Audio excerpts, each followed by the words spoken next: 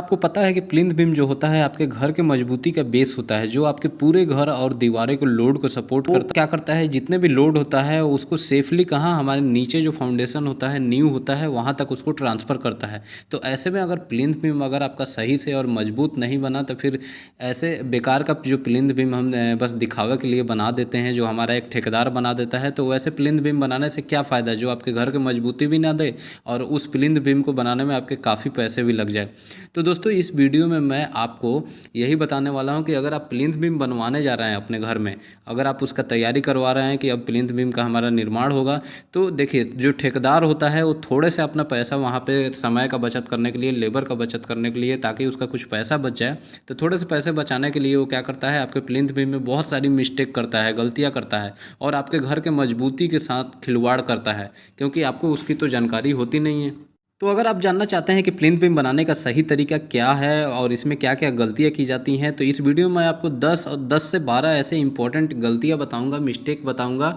और उसको सही के तरीका क्या है बनाने का वो भी बताऊंगा। आपको ज़रूर जान लेनी चाहिए, तब आपको अपने प्लिंथ बीम का काम करवाना चाहिए। तो चलिए वीडियो को डिटेल में शुरू करते हैं। सबसे पहले हमें समझनी है कि प्लिंथ बीम की हाइट कितनी होनी चाहिए। तो देखिए, जो प्लिंथ बीम का हाइट आप डिसाइड करेंगे कि आपको कितनी ऊंचाई पे प्लिंथ बीम देना है, यानी अपना जो फर्श का लेवल है वो कितने ऊंचाई पे देना है। तो जो आपका रोड आया है आपके घर के सामने, वो अगर पक्का रोड बना है, अब वो नहीं बनना है, तो उस रोड से कम आपको 1.5 से 2 फीट ऊपर आपका जो फर्श लेवल है यानी प्लिंथ बीम देना है। ठीक है, अब उतना रखेंगे तो क्या है कि आपका फ्यूचर में रोड बनेगा नहीं, तो वही लेवल पे आपका आराम से काम चल जाएगा। अब वहीं अगर आपके घर के सामने कच्चा रोड है या अभी बना नहीं है, तो ये समझिए कि वो रोड अभी 3-4 बार करके बनेगा, थोड़ा थोड़ा तो ऊपर उठेगा, यानी 1.5 से 2 फीट वो ऊपर उठेगा। तो आप जो अपने वो कच्चा रोड से कम जो प्लिंथ बीम का हाइट रखेंगे वो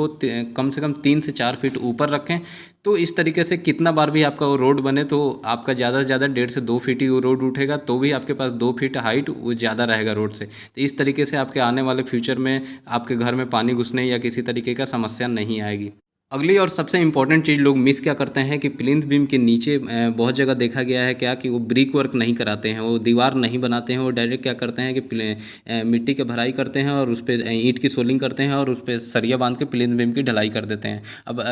आप जानते हैं कि प्लिंथ बीम के ऊपर हमारा पूरा घर का दीवार होता है। तो ऐसे में अगर आप वहाँ से जो मिट्टी है बारिश के टाइम में अगर अगल बगल से कहीं से पानी उसमें घुसता है या बारिश में अगर वो मिट्टी दबती है, वो मिट्टी अगर सेटल डाउन होती है, तो प्लिंथ बीम हमारा सेटल डाउन होता है, तो उसमें क्या होता है कि हमारे दीवारों में क्रैक आ सकता है, हमारे घर की मजबूती कम हो जाती है। तो इसलिए आपको ये ध्यान रखना है कि प्लिंथ बीम के नीचे ब्रिक वर्क जरूर देना है, और ये ताकि वो जो ब्रिक वर्क आप दिए रहेंगे तो दीवारों आपके प्लिंथ बीम को बैठने नहीं देगा, मिट्टी सेटल डाउन भी हो जाएगा। तो इस तरीके से आपके दीवारों में किसी तरीके का आगे चल के कोई क्रैक नहीं आएगा और घर मजबूत बना रहेगा। आपको बता दूं कि जो मिनिमम साइज आपको देना है प्लिंथ बीम में, सबसे पहले आप ये देख लीजिए कि अगर सिर्फ आप एक मंजिल का मकान बना रहे हैं, ग्राउंड फ्लोर या फिर ग्राउंड फ्लोर +1, यानी कि एक मंजिल और या फिर 2 मंजिल का मकान, तो उसमें जो प्लिंथ बीम का जो मिनिमम आपको साइज रखना है वो 9 इंच बाई 9 इंच का रखना है। मिनिमम की मैं बात कर रहा हूँ, ज़्यादा से ज़्यादा तो आप उसमें 9 इंच बाई 12 इंच का, 9 इंच बाई 15 इंच का दे सकते हैं, कोई दिक्कत नहीं है, लेकिन मिनिमम 9 इंच बाई 9 इंच से कम आपको